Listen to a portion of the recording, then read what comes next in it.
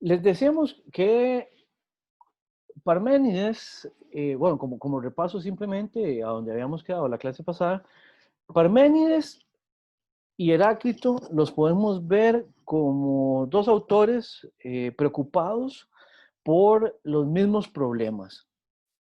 Es más, lo podemos decir así. Son dos autores que preocupados por los mismos problemas los resuelven de manera distinta.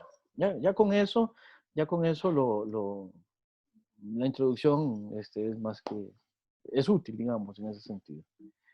Vamos a ver entonces qué cosas con qué cosas tenemos que tener cuidado con Parménides. Habíamos dicho que el poema de Parménides se divide en tres fases, en tres partes. Ya esto lo dejamos establecido en la última sesión, ¿verdad? Entonces, vamos a empezar viendo el preámbulo, que ya les había dicho una cosa que es importante en relación con el texto, y es que es un poema, o sea, su forma, su género literario, etcétera, etcétera, no es lo que habitualmente uno se encuentra en filosofía. En filosofía, lo más que uno se encuentra son tratados.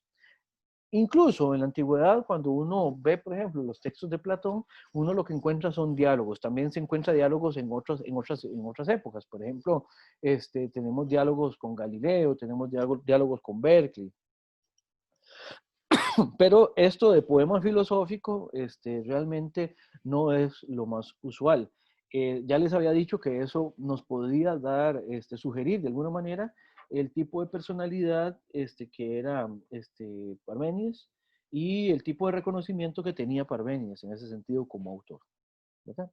Ahora, desde el punto de vista también literario, uno se introduce en el poema y uno lo ve efectivamente como un cuento, ¿no? Como un cuento. El mismo Parménides dice, bueno, vean, les voy a hacer un relato, pero en ese sentido el relato que él nos va a hacer es un mitos, ¿verdad?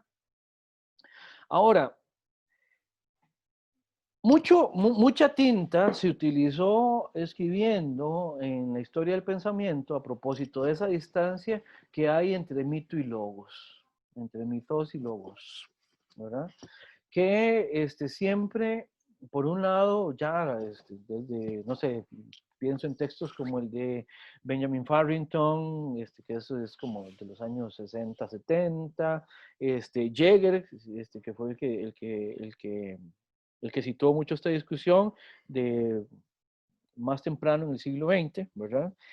Esa distancia entre mito y logos siempre fue como una interpretación que nos hacía darle seguimiento a logos como un precursor de lo que hoy llamamos conocimiento científico. Y el mitos simplemente como conocimiento meramente mítico, como conocimiento meramente, incluso mítico religioso, o como lo quieran ver, ¿verdad? Sin embargo, si nos vamos a lo que significan las palabras, propiamente hablando, tanto mitos como logos son cercanos entre sí. O mejor dicho, mitos y logos son cercanos entre sí. Ambos significan relato. Ambos significan relato. Ahora, el tipo de relato, y esto es lo que da pie a las interpretaciones que acabo de mencionar, es que precisamente el logos es un relato más descriptivo, más explicativo.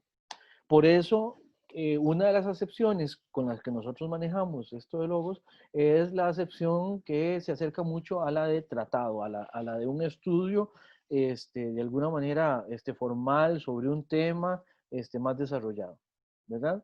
Y el mitos, es un relato también, pero es un relato en el sentido de que es algo que yo cuento o que me cuentan, ¿verdad? Y la idea es que eh, son vehículos de un contenido determinado, ¿verdad? Y sus intenciones últimas son distintas, ¿verdad? Por ciertas diferencias, ciertas cercanías. Bueno, la cercanía principal es lo que les acabo de mencionar, que ambos significan relato, ¿verdad? Algo que se dice, algo, ¿ya? Ahora, ¿cuál sería una distinción entre mito y logos? Bueno, el logos, su pretensión explicativa siempre se mantiene explicativa. ¿Qué quiere decir esto? el logos llega un momento, o la explicación que recurre al logos, llega un momento en que puede reconocerse como insuficiente. O sea, vamos a ver, como diríamos en mi barrio, topa con cerca. Ya no puede explicar más de lo que está tratando de explicar. Pero en la explicación del logos, ese ver, ese límite, siempre, vamos a ver, de lo que se trata es de ver por qué se mantiene ese límite de esa manera y cómo se puede superar. Eventualmente, el logos no tiene ningún problema o no tendría ningún problema con tratar de quebrantar ese límite y para poder llegar explicativamente siempre más allá. El mitos, como discurso, llega un momento en que explicativamente es insuficiente, pero no tiene ningún problema con ello. Es más, cuando llega el límite, lo reconoce como un límite, de esto no hay más que decir, pero no necesariamente implique ese deseo de traspasar ese límite. ¿Ya? Puede quedarse contento, puede quedarse tranquilo con ese límite. Les pongo un ejemplo. Voy a hacer referencia a el texto bíblico como un texto que tiene ciertas partes que a todas luces se construye y se reconfigura como un relato mítico. Por ejemplo, en el primer capítulo, en el primer libro del Génesis, cuando se presenta todo este escenario del paraíso primordial, ¿verdad? Donde están Adán y Eva y todo esto, ¿verdad? De pronto, de pronto, en el relato surge una serpiente que habla. Una serpiente que habla y tienta. ¿Ya? Una serpiente que hace que los seres humanos desobedezcan una orden directa en este caso, de Dios. ¿Ya?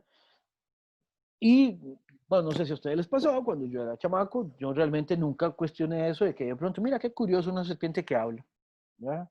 ¿Ya? ¿Por qué? Porque el relato, en ese sentido, es descriptivo con otras intenciones. No con las intenciones de que todo lo que aparezca ahí sea consistente o coherente con, digamos, con lo contrastable en la realidad. Digamos, en ese sentido, el relato del primer capítulo o del primer libro de la Biblia, de los primeros capítulos del Génesis, tiene otras intenciones. Y si eventualmente llega a ese límite donde de pronto surge una serpiente que habla o donde surge una divinidad que no se explica, parte del hecho de que ahí estaba la divinidad solita y que de pronto, como estaban seguro muy aburrido porque no tenía nada que hacer ahí solito, de pronto dice, no, hagamos algo, ¿ya? Y entonces dijo, sea la luz. Y ya, con eso, según el relato, ahí es donde eclosiona, digamos, la creación de todo. ¿Se entiende? ¿Qué es lo que pasa? En un relato, con las características que tiene el relato o el texto bíblico, que Dios sea un elemento que aparece ahí sin ser explicado no es un problema. Que ahí aparezca también eh, un ser, en este caso maligno, tentador, eh, materializado en la forma de una serpiente que habla, eso tampoco es un problema. Es un punto límite porque no da explicaciones de por qué eso es así, ¿ya? Y no tiene ningún problema con ello. Se mantiene con esa explicación así indefinidamente. Desde dentro del mito no se cuestiona, digamos, ese límite, ¿verdad? En la explicación, si la explicación más bien remitiera al logos, a esa razón, a ese dar razones a propósito de lo que se explica, entonces sí, la idea es ir más allá. Les digo esto porque el poema de Parménides juega en mi barrio, digamos, en los turnos la gente decía jugar a dos mecates. No sé si ustedes manejan esa noción. Jugar a dos mecates es tener como opciones en dos vías, digamos. En este sentido, Parménides está jugando a dos mecates. Jugar a dos mecates significa en Parménides que, por un lado, él está haciendo, sus pretensiones son explicativas sobre la realidad, pero desde el punto de vista de la forma, cómo presenta, plantea todo como un mito. ¿Ya? Entonces, Parménides juega en los dos ámbitos, ¿verdad? Y esto es un dato importante. para entender también cómo es que se da cómo es que se desarrolla el poema. Si no me equivoco, esta lámina ya la habíamos visto, ¿verdad? La diferencia entre doxa y aletheia y todo esto, ¿correcto? Es pregunta. Creo que sí, pero... Sí. Creo que también, no estoy tan seguro, pero creo que sí. Bueno, entonces veámosla rapidito. Lo más que pasa es que sobre una explicación y que las explicaciones sobren no es necesariamente malo. Claro, se pueden aburrir un poquito más que de costumbre, pero nada más. Okay, vamos a ver. Habíamos visto que los sentidos son, tanto en Heráclito como en Parménides, los que aportan las apariencias. ¿Ya? La apariencia se constata, se conoce, a la apariencia se accede mediante la experiencia, mediante lo sensorial. Por eso es que para Parménides el mundo de los sentidos es problemático. Y en esta operación que ha sido importante para los presocráticos, tal como los hemos visto, esta operación que parte de la observación, pero la remonta, que parte de la observación y va más allá de ella, por medio de la abstracción, en Parménides esto es importante. La abstracción nos permite ir más allá de lo que los sentidos nos aportan, ¿verdad? Y precisamente Parménides diría, a ver, ¿qué problema? Los sentidos nos dicen que las cosas cambian, pero esto no puede ser así, ¿verdad? Entonces, todo lo que sea cambio, devenir, es aparente meramente, ¿verdad? Y en ese sentido, la apariencia, que es la pura doxa, es parte de la doxa, doxa significa opinión, tiene que ser remontada esa apariencia para poder llegar a la aletheia, o sea, a la verdad de las cosas. Vean que la verdad de las cosas aquí la vamos a entender a partir de esto, que en la tradición filosófica se llama la teoría de la correspondencia. ¿Qué es la teoría de la correspondencia? Es que los contenidos que tenemos en el entendimiento son fieles en relación con lo que representan de la realidad. ¿Qué quiere decir esto? Que lo que conocemos de las cosas son efectivamente elementos, características, rasgos, circunstancias de las cosas, ¿ya? Y en ese sentido no habría un hiato, no habría un salto, no habría una distancia epistemológica, digamos, sino que si la correspondencia es adecuada, entonces el conocimiento que tenemos en el entendimiento es verdadero. O lo voy a decir de otra manera. ¿Qué significa que este contenido sea verdadero? En que efectivamente hay una relación cercana, eso es lo que llamamos una correspondencia, se corresponde, ¿verdad? Efectivamente, lo que señalamos con el concepto del entendimiento, de verdad, se verifica en la realidad de la manera en que lo tenemos en el entendimiento. Y esto con Parménides va a ser sumamente importante, ya lo veremos, ¿verdad? No sé Pero si... eso es como nociología, ¿verdad? Sí, pero también es ontología, Flores. Porque vea que la correspondencia es entre lo que tengo en la cabeza, que ese es el mundo de las nociones, por eso se llama nociología también, porque es lo que conozco. Recuerden que eso viene del verbo noseo en griego, pero se corresponde con qué? No con otros conceptos, sino que se corresponde con lo que las cosas son. Entonces no es solo nociología, es también ontología, Flores. Ok, sí, de hecho habíamos visto un concepto exactamente para eso, pero es que no me acuerdo el nombre exacto. Que era cuando nuestras nociones correspondían con el ser de las cosas. Bueno, yo lo estaba presentando como la teoría de la correspondencia, pero creo que estás pensando en otro. Sí, puede ser, o después lo busco, no. Ok, está Al bien. rato soy loco, pero ya. Bien. ¿Alguna otra pregunta o duda? Bien. Entonces, ahora sí. En el preámbulo, Parménides narra un viaje. Esto de la metáfora del viaje es sumamente importante, tanto en literatura como en filosofía desde la antigüedad.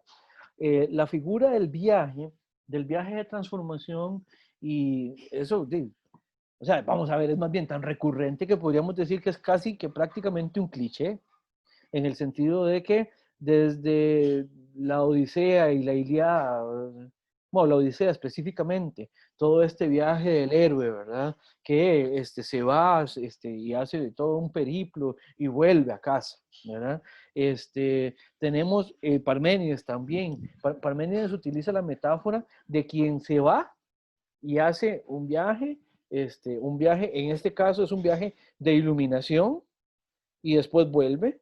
Esa metáfora también la vamos a encontrar más adelante en Descartes. Bueno, los medievales tenían también esta figura de el Homo Viator, que es que realmente nosotros, desde el punto de vista epistemológico, y ellos dirían también desde el punto de vista soteriológico, o sea, lo que tiene que ver con la teoría de la salvación en la teología medieval, los seres humanos somos meros viajantes, estamos de paso en el mundo.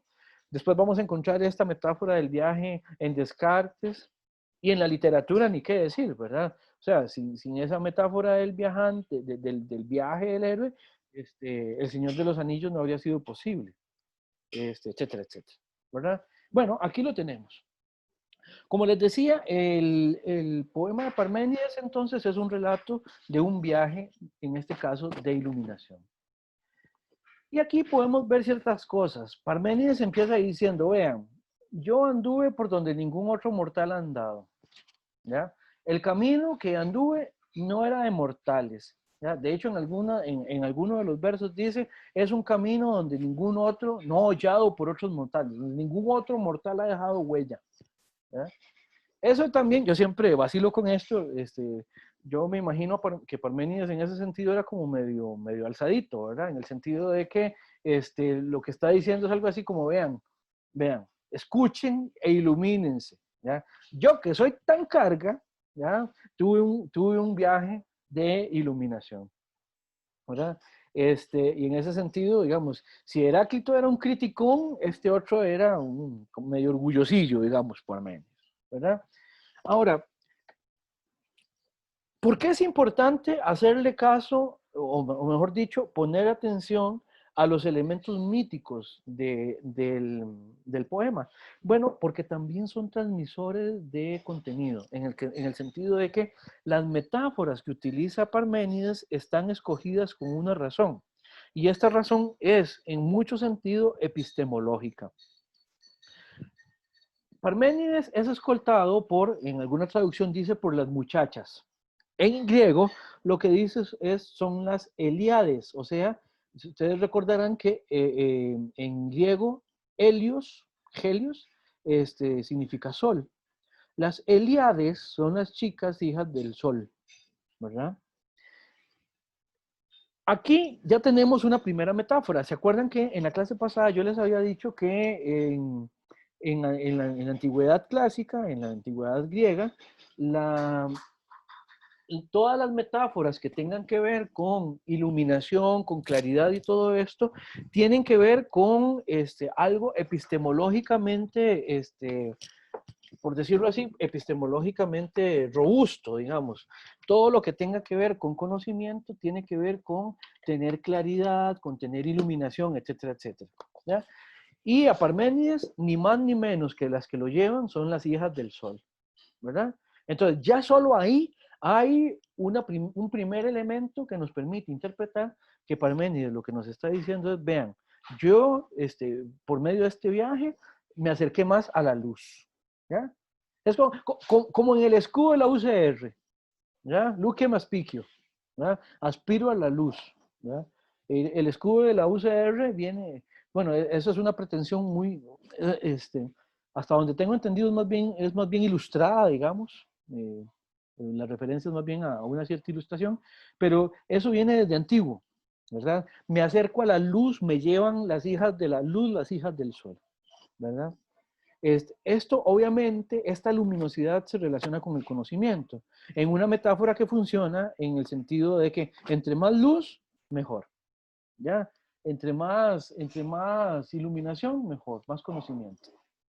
De nuevo, este es un dato culturalmente muy relevante para nuestro contexto occidental. Lo pueden encontrar de nuevo, en literatura. Ahorita se me viene a la cabeza de nuevo mencionar una obra donde eso se ve. No sé si conocen la ópera La flauta mágica de Mozart. ¿Ya? Ahí hay todo este contraste entre la oscuridad y la iluminación. ¿Ya? No puedo no mencionar, está una de las áreas más famosas de la ópera y de la ópera de Mozart, que es el área de la Reina de la Noche. La Reina de la Noche es el personaje malvado de la obra, ¿verdad? Y vean, es la Reina de la Noche, de la oscuridad, de la ignorancia y de la falta de conocimiento.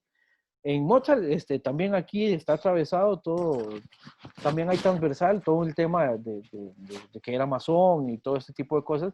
Para los masones, esto de la iluminación también es importante. Entonces, para que vean que esto realmente está impregnado en esta gran tradición occidental, que podemos decir. Ahora, las chicas, las Heliades, llevan a Parménides y lo presentan ante la severa justicia, que es una diosa, ¿verdad? De alguna manera, la justicia es lo que dice, lo que le corresponde a cada quien. Y por eso es que Parménides saca mucho el pecho diciendo, vean, a mí me tocó ser iluminado. ¿Ya? Hasta la justicia se dio cuenta de eso. ¿Ya? Entonces, en ese sentido, ¿verdad? Todo esto está organizado para presentar la metáfora del viaje como algo que había que hacer y de la manera en que se hizo era la mejor, ¿verdad?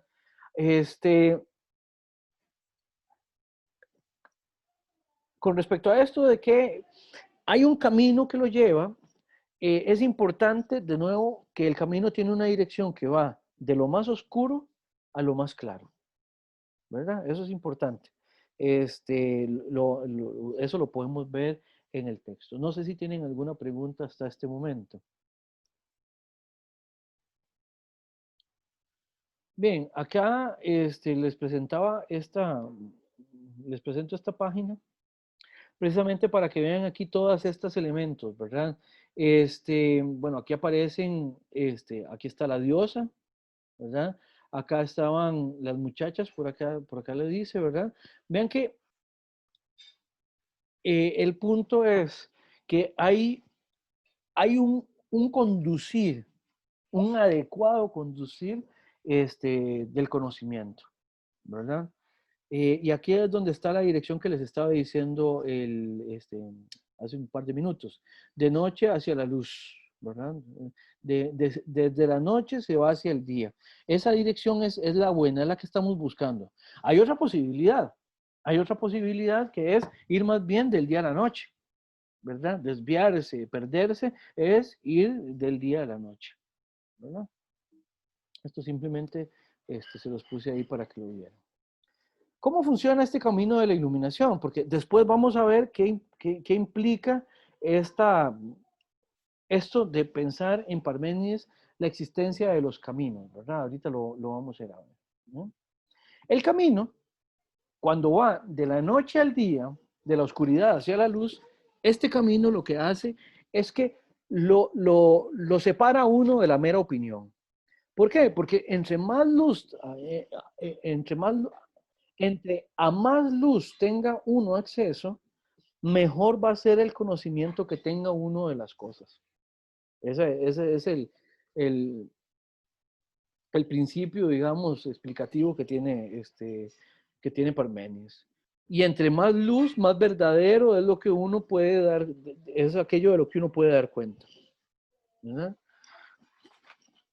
Ahora, ya dijimos, Parménides se presenta como un privilegiado, como un iluminado, que por eso sobrepasa a los demás mortales.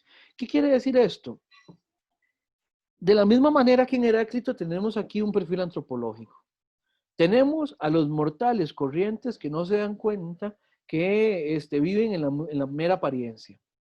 Cuando la gente dice que hay cambio y que hay devenir, está condenado a vivir en una pura opinión, en las puras apariencias. Si uno se ilumina, deja de ser un mero mortal. Pasa a ser este tipo de iluminado, ¿verdad? Bueno, aquí hay otros elementos, no los voy a decir todos. Este me interesa. El camino sirve de alegoría. ¿Por qué? Porque ahorita vamos a cuestionar incluso el hecho del camino, ¿verdad? ¿Qué quiere decir que haya un camino o que no lo haya? Lo vamos a ver más adelante.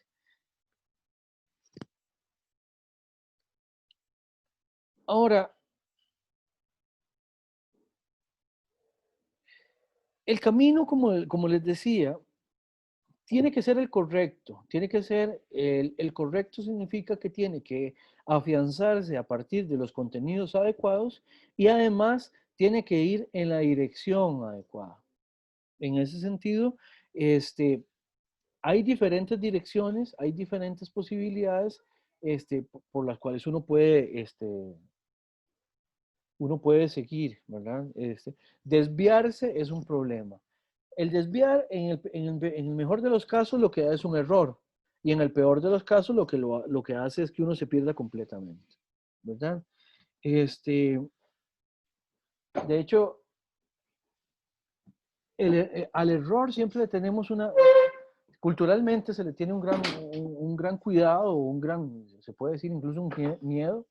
De hecho, conocen la palabra aberración, ¿verdad? Que tiene que ver con esta noción de dirección. Aberrar la aberración tiene que ver con alguien que camina ab erratio, o sea, de manera errática, en una mala dirección. ¿Eh? En ese sentido, el poema de Parménides está anclado, digamos, en esa significación. Bueno, esto ya se los he mencionado. Ahora vamos a empezar a verlo también en el sentido de que después de este primer, de la parte introductoria del poema, después de eso, Parménides se introduce también en la parte ya de la ontología. En la parte de la ontología. La ontología es entonces ahora sí que nos va a empezar a decir cómo es que operan las cosas. Y por eso es que ahora sí, en la segunda parte, que está acá, dice, venga pues, pues que voy a contarte y presta atención al relato. Aquí es donde está la palabra mito. ¿Ya? Y ahora sí, empieza a hablar de los contenidos epistemológicos que hemos venido diciendo. Los únicos caminos de búsqueda que cabe conseguir son los siguientes. Y ojo cómo lo dice. El uno, el que es y que no es posible que no sea. ¿Verdad? El camino del ser es el único posible y además su inexistencia es imposible. Recuerden que la noción de posibilidad tiene que ver, para nuestros intereses, lo podemos ver desde dos puntos de vista, desde dos perspectivas. La posibilidad puede ser o bien lógica o bien ontológica. La posibilidad lógica tiene que ver con que algo puede pensarse sin contradicción, ya esto lo habíamos visto. Y la posibilidad ontológica tiene que ver con que algo puede ser, puede existir. Bueno, la existencia de el ser en Parménides es algo necesario. No puede ser que el ser no sea. No puede ser que se dé la inexistencia. ¿Se entiende esto?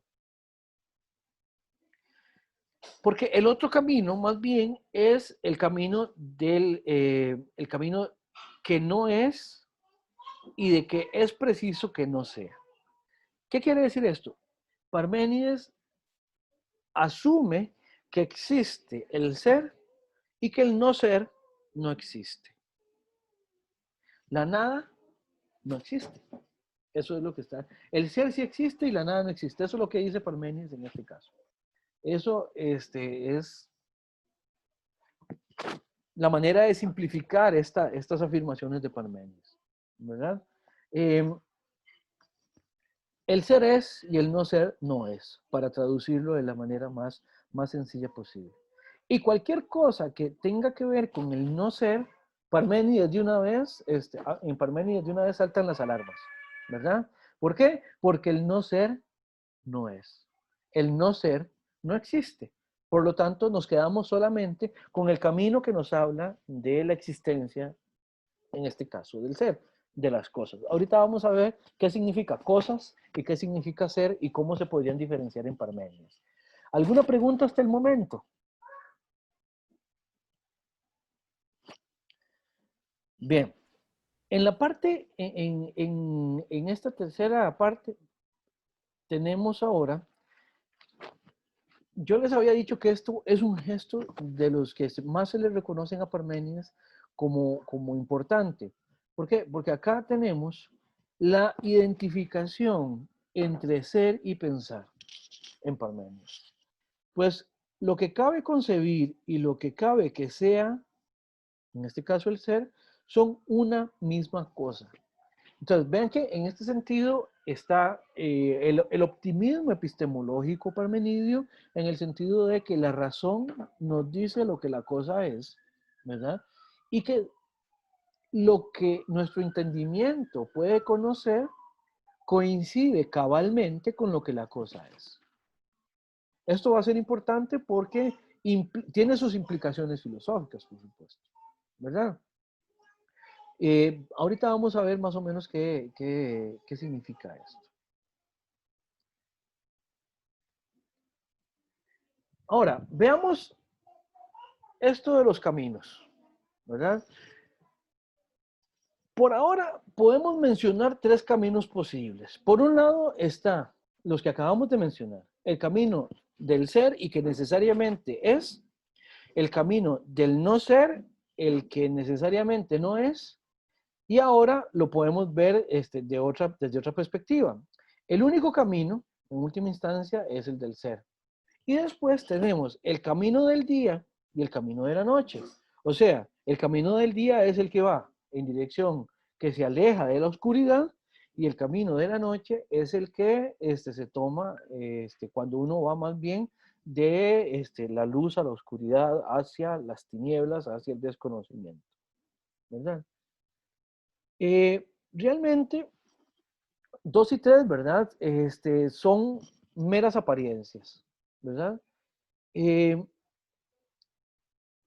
Son caminos que tienen que ser sobrepasados para poder reconocer por sobre ellos, el del día y de la noche, o por sobre ellos, o más fundamentalmente que ellos, hay que reconocer al camino del ser. Hay quienes dicen que realmente, en última instancia, solo hay un camino, ¿verdad? El del día y de la noche, en tanto que son aparentes, no son ni siquiera caminos. El único camino es el que está acá. ¿Por qué? Porque las apariencias no nos dan una referencia directa, clara, ni fehaciente de la realidad. La realidad es que el ser es, que el ser existe. Cualquier cosa que vaya en dirección opuesta es pura apariencia y más bien nos distrae de conocer este camino, este único camino que existe. ¿Se entiende? No sé si habrá alguna pregunta. Profe, yo la verdad me enredé un poco.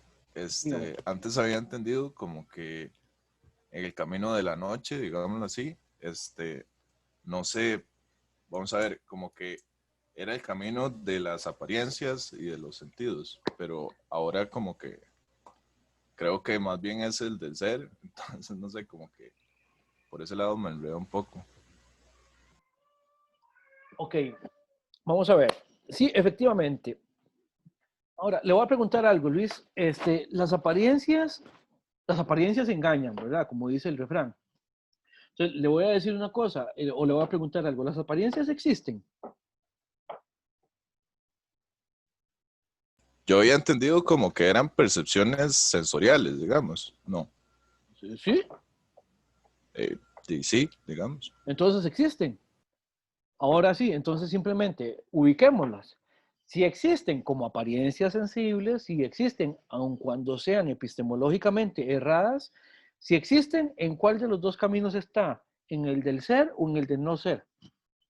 En el del ser. Efectivamente. Entonces, el problema de las apariencias no es si existen o no existen. Tienen que existir. Si no existieran, ni siquiera las podríamos conocer, ¿verdad? Ahora, el problema es que a partir de las apariencias nosotros podemos engañarnos y coquetear con el no ser. Pero de que las apariencias existen, existen. ¿Me explico?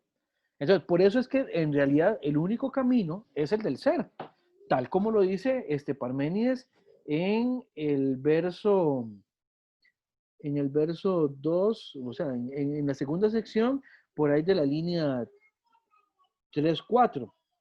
Los únicos caminos de búsqueda que cabe concebir son el uno, el que es y no es posible que no sea, es ruta de persuasión, pues acompaña la verdad, y el otro, el de que no es y del que es preciso que no sea. Te aseguro que es sendero totalmente inescrutable. ¿Ve? ¿Qué quiere decir que es inescrutable? Que ni siquiera se puede entender, no se puede hacer nada en él, ¿verdad? Y no podrías conocer lo que no es, ¿ya? No es alcanzable, ni tampoco es posible tomarlo en consideración, ¿verdad? Entonces, en este sentido, las apariencias, en tanto que existen, tienen que estar en el camino del ser. ¿Se entiende, Luis? Sí, claro, profe. Muchas gracias. Ahora, efectivamente, si nos quedamos solamente con las apariencias, el conocimiento que vamos a tener es limitado. Es limitado y por lo tanto insuficiente. Vamos a ver. Permítanme un momento. Nada más necesito poner aquí una pausa para fijarme en algo que está pasando. Digo, ya vuelvo.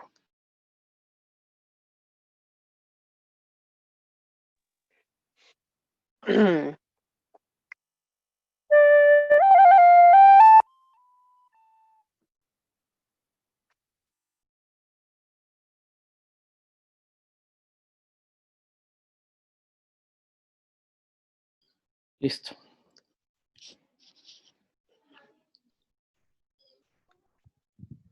Profe, Hola. Diga, Marco.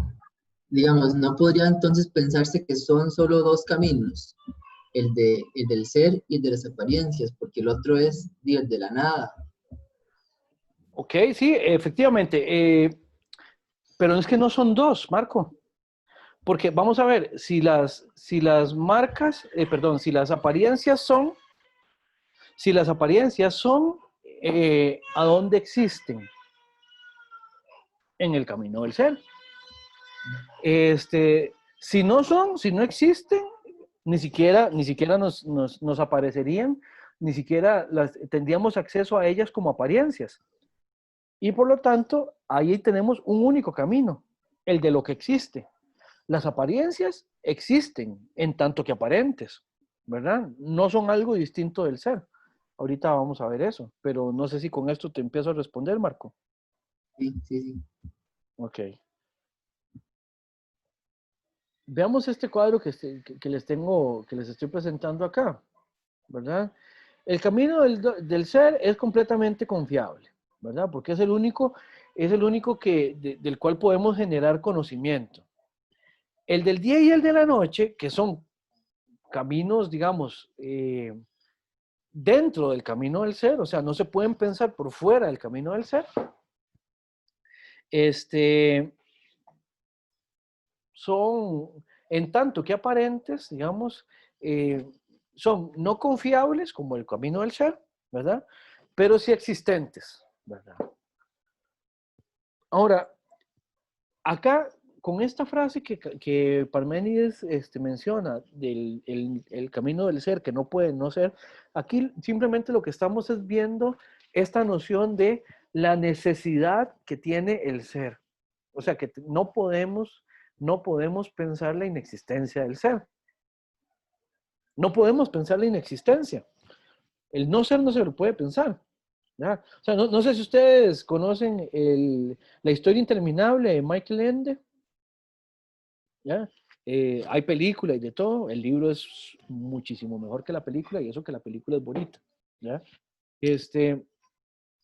En la historia interminable, tienen uno de los personajes o el enemigo al que tienen que estarse enfrentando es precisamente al avance de la nada. y siempre avanza la nada y va destruyendo todo. Y la nada la presentan, al menos en la película, como una oscuridad que va creciendo y que cuando va tocando todo lo que va tocando, lo va destruyendo, lo va dejando, lo va dejando todo despedazado, por así decirlo, ¿verdad? Si Parménides viera esa película, diría, no, qué brutos, ¿cómo van a poner a la nada ahí? Eso no puede ser. Y además, Parménides diría, vean, esa nada no es cierto que sea la nada. ¿Por qué? Porque es una oscuridad.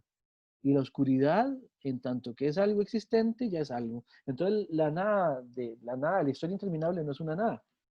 ¿Me explico? Por eso es que decimos con Parménides que ser y pensar son una misma cosa. Porque todo lo que pensamos es existente de alguna manera. Ahora voy a hacer un par de salvedades a propósito de eso. Y lo que no existe, lo que no existe en el sentido ontológicamente contradictorio del término, o sea, el no ser, la nada, eso ni siquiera lo podemos pensar, no es ni siquiera concebible. Ni siquiera cuando nos quedamos en blanco estábamos pensando el no ser, ¿me explico? Ese es el punto. ¿Verdad? Profe, quiere decir que el Aperon de Anaximandro sería risible para Parménides. ¿En qué sentido? En que es lo mismo, si yo no lo puedo pensar, si yo no lo puedo, o sea, si él no es posible que no sea, entonces no está en el camino del ser. Ahí yo Si yo tendría que pienso en hacer... el Hyperon, Ajá. voy camino a la oscuridad, digamos. No, porque la oscuridad es algo. El El problema de la es... noche, sí, es lo mismo. El asunto, Yamil, es que en algún momento creo que Dante, que creo que no está por aquí hoy, en algún momento Dante preguntaba a propósito del Apeiron, y él decía, entonces, pero entonces, ¿qué se puede afirmar del Apeiron a partir de Anaximandro? Bueno, del Apeiron, a ciencia cierta, lo que podemos decir es que existe. Entonces, eso abriría la puerta para que el diálogo entre Parménides y Anaximandro, o la comparación que podemos hacer entre la teoría de Parménides y la de Anaximandro, sea en función de cómo se interpreta, en este caso, la existencia de algo de lo cual no podemos tener mayor noción, más allá de que existe, que es indestructible, que es eterno y que es el que gobierna todas las cosas. Pero de que existe, para Anaximandro existe. Entonces, en este sentido, no es analogable con el no ser de Parménides. Esa sería la primera cosa, la primera salvedad que yo haría, Yamil. La segunda es que efectivamente sí sería criticable desde Parménides el hecho de que yo diga que ese principio, que es tan importante como es el Aperon, ¿verdad? Yo no lo pueda pensar. Para Parménides eso sí sería problemático, porque ser y pensar deberían ser una y la misma cosa. Y si el Aperon yo digo que existe, pero no lo puedo pensar, entonces para Parménides sí sería un problema. Pero no porque el Aperon sea un no ser, sino porque existiendo, o sea, siendo existente, yo no lo pueda pensar. Eso sería lo problemático. Entonces, no sería así tan traducible el Aperon de Anaximandro a la propuesta de Parménides. No sé si con eso explico un poquito mejor, Yamil. Sí, claro. No son exactamente consistentes. De hecho, un trabajo interesante sería hacer las comparaciones entre las explicaciones, cuáles son los criterios que utilizan y cómo los resuelven. Porque sí, hay ciertos elementos que ciertamente comparten las dos teorías. Por ejemplo, la explicación y cuál es el valor que hay en una y otra del cambio y la permanencia, solo por decir algo, ¿verdad? Pero la explicación sí es radicalmente distinta. Bien, el camino del no ser, decíamos, de no podemos aprender nada, ¿verdad? Porque no podemos aprender nada de algo que no existe y que no podría existir. Ahora, decía Guthrie, tal vez uno de los especialistas en filosofía clásica más importantes del siglo XX, decía Guthrie que el verbo noein, que utiliza Parménides para hablar del pensar, que se identifica con el ser, es un pensamiento que en principio, por lo menos en principio, nos da la noción de algo que existe en el sentido de cómo existen las cosas con las que nos topamos. O sea, nosotros, para nosotros el verbo noein tiene que ver con un tipo de pensar que en primer lugar se relaciona con ese concebir de las cosas de las cuales tenemos conocimiento. A partir de ahí, tendríamos que entonces ver cómo deriva nuestro conocimiento a partir de ahí a otras cosas que también podemos pensar. Porque entonces yo les podría preguntar a ustedes, ¿cuál sería el estatuto ontológico para seguir con los ejemplos que hemos venido haciendo en el curso? ¿Cuál sería el estatuto ontológico de un unicornio? ¿Existe un unicornio? ¿Existe el unicornio? Y es pregunta. Yo diría que sí, porque es un pensamiento, uno puede pensar en él. Y entonces, ¿cuál es su estatuto ontológico? Y que existe. Es algo que existe, ¿ya? Ujú. Ahora,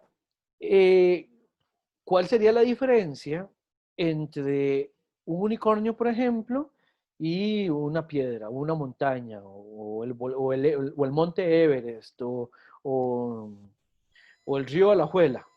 ¿Ya? ¿Cuál sería la diferencia entre el unicornio y estas cosas? Y que no existe físicamente, que son dos cosas, pero diferentes. Efectivamente, Son modos de existencia, tal vez. son modos de existencia, lo dijiste bien.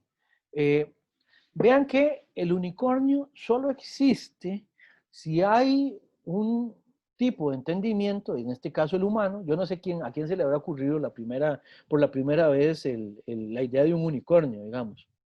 Pero si no es porque hay seres humanos que piensan en los unicornios, bueno, yo no sé si ustedes creen que existan los unicornios, pero eso ya es otro problema, digamos.